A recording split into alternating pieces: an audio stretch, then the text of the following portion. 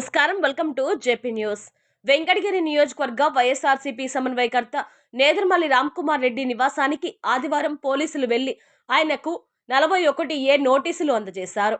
27/12/2024న విద్యుత్ ఛార్జీల పెంపు వ్యతిరేకంగా నిర్వహించిన నిరసన ర్యాలీలో ముఖ్యమంత్రి నారా చంద్రబాబు నాయుడు, ఉప ముఖ్యమంత్రి పవన్ కళ్యాణ్ పై దుర్భాషలాడారని టీడీపీ నాయకుడు సిసి నాయుడు ఫిర్యాదు చేసిన నేపథ్యంలో వెంకటగిరి పోలీసులు కేసు నమోదు చేశారు.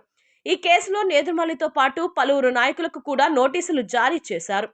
ఇచ్చిన 41A నోటీసుపై నేదురుమల్లి రామ్కుమార్ రెడ్డి మీడియాతో మాట్లాడారు. కూటమి ప్రభుత్వం తప్పుడు కేసులు నమోదు చేయడంలో ముందంజలో ఉందని ఆరోపించారు. 2024లో జరిగిన నిరసన ఘటనలో తనపై అక్రమ కేసు మోపారని పేర్కొన్నారు. నకిలీ నివేదికల రూపకల్పనలో ముఖ్యమంత్రి ఆరితేరారని, శ్రీవారి లడ్డు వ్యవహారంలో కూడా అలాంటి నివేదిక తప్పించేందుకు ప్రయత్నిస్తున్నారని విమర్శించారు. సుప్రీంకోర్టు ఆదేశాలను పక్కన పెట్టి రిటైర్డ్ అధికారితో ఏకసభ్య కమిషన్ ఏర్పాటు చేయడం వెనుక పెద్ద కుట్ర ఉందని ఆరోపించారు. కక్ష సాధింపులకు, అక్రమ కేసులకు భయపడే ప్రసక్తే లేదని స్పష్టం చేసిన ఆయన ఇప్పటికైనా పద్ధతి ప్రకారం నోటీసులు ఇవ్వడం శుభ పరిణామని అన్నారు. అధికారులు నిష్పక్షపాత ధోరణితో విచారణ చేపట్టాలని కోరారు. అలాగే కొత్తగా బాధ్యతలు స్వీకరించిన మున్సిపల్ కమిషనర్, కౌన్సిలర్లతో కలిసి పట్టణ అభివృద్ధికి కృషి చేయాలని సూచించారు.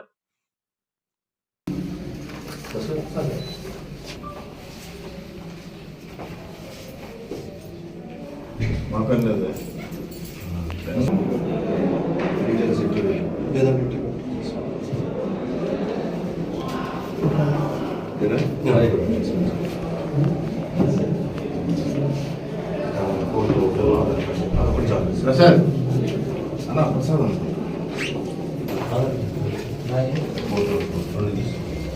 హోటల్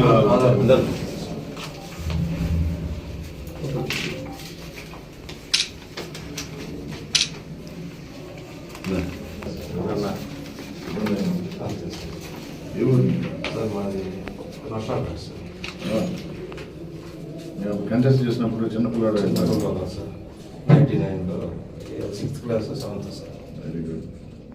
ఫ్యాన్ అయింది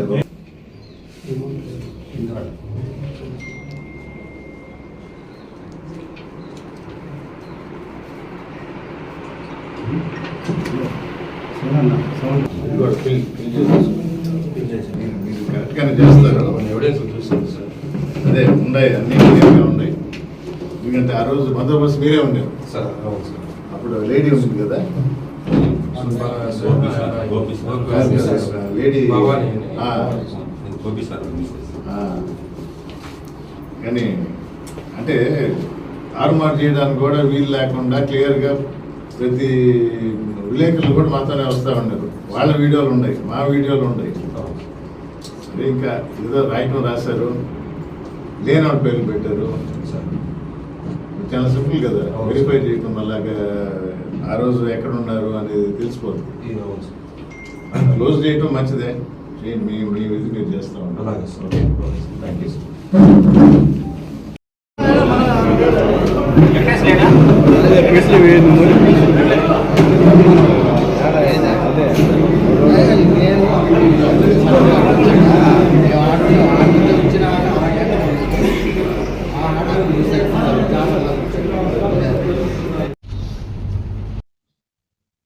ఇక్కడి నుంచి మన సబ్స్టేషన్ దాకా నడిచి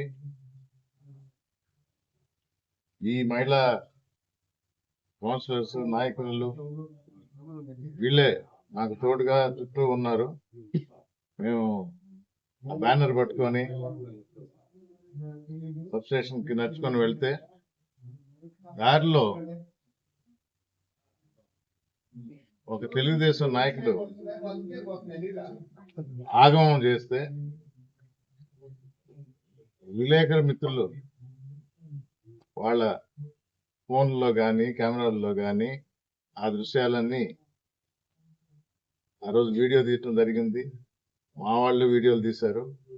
అయినా కూడా ఈ కూటమి ప్రభుత్వం దొంగ కేసులు పెట్టడంలో దినదినం అభివృద్ధి చెందుతూ ఆ రోజు కూడా అలాంటి దొంగ కేసు ఒకటి పెట్టారు. లేనివారు ఊర్లోనే లేరు, వాళ్ళ పేర్లు చేర్చారు. ఇంతకాలం తర్వాత ఈ మధ్య అంటే మొన్నే చూశారు తిరుపతి లడ్డు విషయంలో కేసు నీరు గార్చేది ఎలా, తప్పుడు నివేదికలు ఇప్పించుకునేది ఎలా అంటే ఈ తెలుగుదేశం ప్రభుత్వం నుంచి నేర్చుకోవాలి.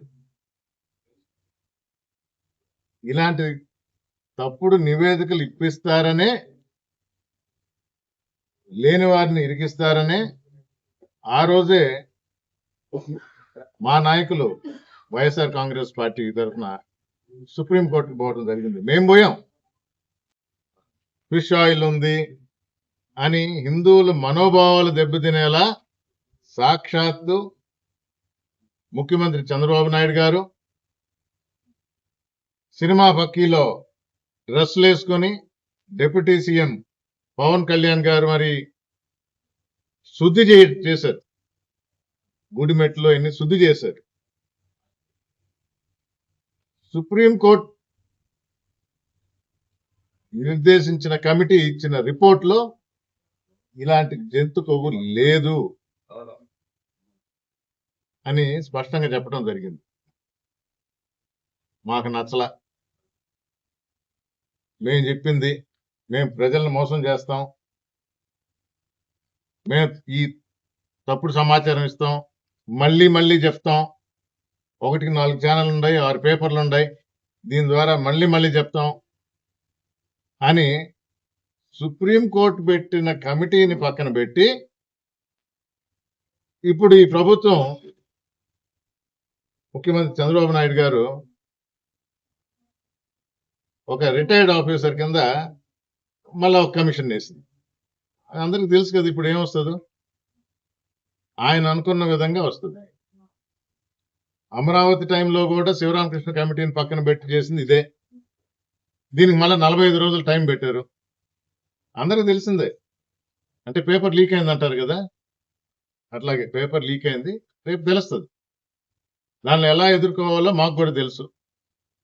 వెంకటగిరికి వస్తే ఇలాగే ఈ తప్పుడు కేసు పెట్టి అట్లీస్ట్ ఒక రకంగా పద్ధతి రూల్స్ ఫాలో అవుతున్నాము, ఒక శుభ పరిణామం అంట. వెంకటగిరిలో మొదలు పెట్టారు, 41 year నోటీస్ ఇచ్చారు.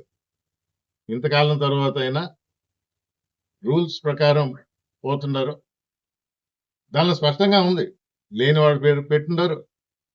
ప్రతి ఒక్క వీడియోలో ఉంది ఏం జరిగిందో, ఎవరు వచ్చి ఎవరి మీద ఆగమనం చేశారనేది దర్యాప్తు చేస్తారు. ఏ విధంగా దాని ఫలితం వస్తుందో ముందు ముందు చూస్తాం. బట్ అట్లీస్ట్ పద్ధతి ప్రకారం పోయారు కాబట్టి ఆఫీసర్లని అభినందిస్తున్నాను. అలాగే నిన్నే కొత్తగా మున్సిపల్ కమిషనర్ మా ఎంఎంసీలో చూసిన 21 సంవత్సరాల తర్వాత 21వ తేదీన 21 కమిషనర్ అంటే అది కూడా చూడాలి. 21 సంవత్సరాల్లో 21 మున్సిపల్ కమిషనర్లు అంట. అది కూడా ఎంతవరకు కరెక్టా, ఎందుకు ఇక్కడ పని చేయలేకపోతున్నారు, ఈ సమయంలో ఎవరు ఎమ్మెల్యేగా ఎక్కువ కాలం ఉండింది గుర్తుపెట్టుకోండి. మంచి న్యూస్ చెప్పారు. 3వ శనివారం స్వర్ణాంధ్ర స్వచ్ఛాంధ్ర అనే ఈ ప్రభుత్వం ఒక కార్యక్రమం చేస్తుంది. దానిలో భాగంగా మన పట్టణాన్ని శుభ్రంగా ఉంచాలి అని కమిషనర్ గారు చెప్పారు. మంచిది. దానికి అనుగుణంగా వెంకటగిరిని డెవలప్ చేయండి, రావాల్సిన నిధులు రాబట్టండి, అధికారుల సహకారం తీసుకోండి. వైఎస్ఆర్ కాంగ్రెస్ పార్టీ వెంకటగిరి ప్రజల తరఫున మున్సిపాలిటీలో మీకు ఎలాంటి సహకారం అందించాలన్నా మేము ముందుంటాము. మా కౌన్సిలర్స్ అందరూ ఉండరు. ఇది వరకు జరిగిన తప్పులు పక్కన పెట్టి అందరినీ కలుపుకొని ముందుకు తీసుకుపోవాలని కిరణ్ కుమార్ గారికి తెలియజేస్తూ కొత్తగా ఛార్జ్ తీసుకున్నందుకు అభినందనలు తెలుపుతూ ఆఫీసర్లు కూడా ఇంక నుంచి రూల్స్ పాటించాలని కోరుతూ సెలవు తీసుకుంటాం. 7 అక్రమ కేసులు పెట్టారని మీ మీద ఆరోపించారు. దీనికి మీ సమాధానం? ఎవరు ఆరోపించారు? మీరు ప్రాబ్లం ఏంటంటే విలేకరులతో నేను ఒకటే చెప్తాను, నా మీద ఎవరు ఆరోపించాలా? ఇప్పుడు 41A నోటీస్ ఎవరికి వచ్చింది? నాకు వచ్చింది, నేను మాట్లాడుతున్నాను. ఇప్పుడు 307 ఎవరి మీద పెట్టారు?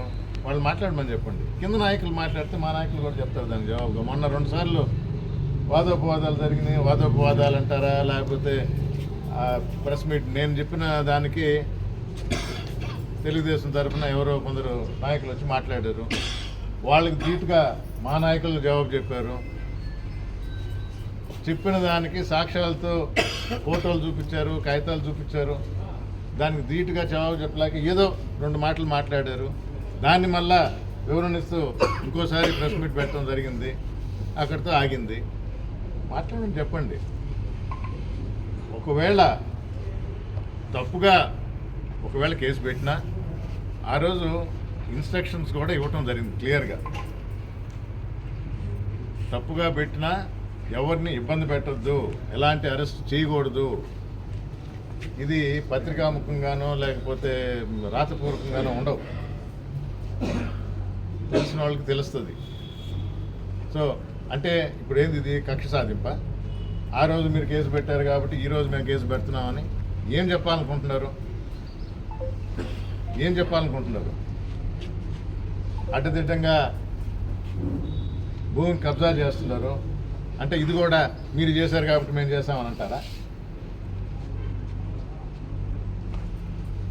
షాపులు ఉన్న వాళ్ళని ఉంచకూడదు, యూరియా షాపులు మా వాళ్ళకి గొడవ జరుగుతూ ఉంటే తీసేశారు, ఇది కూడా మీరు చేశారు కాబట్టి మేము చేసామని అంటారా? దేనికి ప్రతిదానికి మీరు చేశారు కాబట్టి మేము చేసాము. నేను మున్సిపాలిటీ చేసింది మా కుటుంబం, రెవెన్యూ డివిజన్ చేయమంటున్నాము, చేయండి. రోడ్లు వేసాము, మాకన్నా ఎక్కువ రోడ్లు వేయండి. హ్యాండ్లూమ్ టెక్నాలజీ మన చేనేతల కోసం పెట్టాము, దాన్ని మెరుగుపరచండి. బెటాలియన్ తెచ్చిపెట్టింది, దాన్ని ఇంకా ఇంప్రూవ్ చేయండి. సమ్మర్ స్టోరేజ్ ట్యాంక్ తెచ్చాం, దానికి 110 కోట్లతో అమృత్ 2 కింద డిపిఆర్ కూడా అయిపోయింది, దాన్ని అమలుపరచండి. మంచి కూడా తీసుకోండి. ఇవన్నీ చేస్తున్నాం కదా. అప్పుడు కేసు పెట్టారు, మేము కేసు పెడతాం. మా వాళ్ళందరూ ఊరూరులు ఆడుతున్నారు, జగన్ 2.0 ఎప్పుడు వస్తుందా, అప్పుడు మేము కూడా చూపిస్తాము అని. మంచి చేయటం నేర్చుకోండి. నేను అందుకే చెప్పేది, మన వాళ్ళని కాపాడుకోవాల్సిన బాధ్యత ఏ నాయకుడికైనా ఉంటుంది. అలాగే ప్రజాప్రతినిధిగా అందులో ప్రభుత్వంలో భాగస్వామ్యం అయినప్పుడు 4 మంచి పనులు చేయాలి. ప్రతిసారి ఇదే చెప్తా ఉన్నాం, మళ్ళా ఏం చెప్తాం? ఇప్పుడు ఇదే, ఈ మంచి పనులు చేయండి, మీకు తెలిసిన మంచి పనులు చేయండి, మేనిఫెస్టోని తీయండి. పోయినసారి మేనిఫెస్టో పెట్టారు, లేకపోతే అడగండి, మేమే ఇస్తాం మీ మేనిఫెస్టో. ఆ మేనిఫెస్టోలో ఏముండాయో చూసుకోండి. నగరవనం మన హయాంలో నాకు రాయక్కర్లేదు, తెచ్చి స్టార్ట్ చేస్తే అంత ముందర 10 సంవత్సరాల ముందర చంద్రబాబు నాయుడు గారి మదిలో మెదిలిందంట, అంచెలంచెలుగా వచ్చిందంట.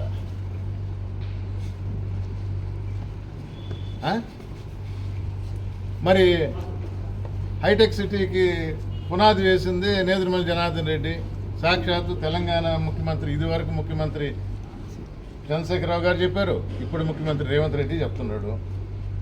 మరి మీరు చెప్పండి, ఇది జనార్దన్ రెడ్డి చేసింది, ఆహా ఇది మాత్రం చంద్రబాబు అంట. అది ఎట్లా? మంచి పనులు చేయండి, మీకు మేము సహకరిస్తాం. వైఎస్ఆర్ కాంగ్రెస్ పార్టీ వెంకటగిరి మున్సిపాలిటీయే కాదు, వెంకటగిరి టౌనే కాదు, వెంకటగిరి నియోజకవర్గం తరఫున వైఎస్ఆర్ కాంగ్రెస్ పార్టీ అందరికీ అండగా ఉంటుంది. నేదురుమల్లి కుటుంబం ఇక్కడే ఉండి అందరికీ అందుబాటులో ఉంది.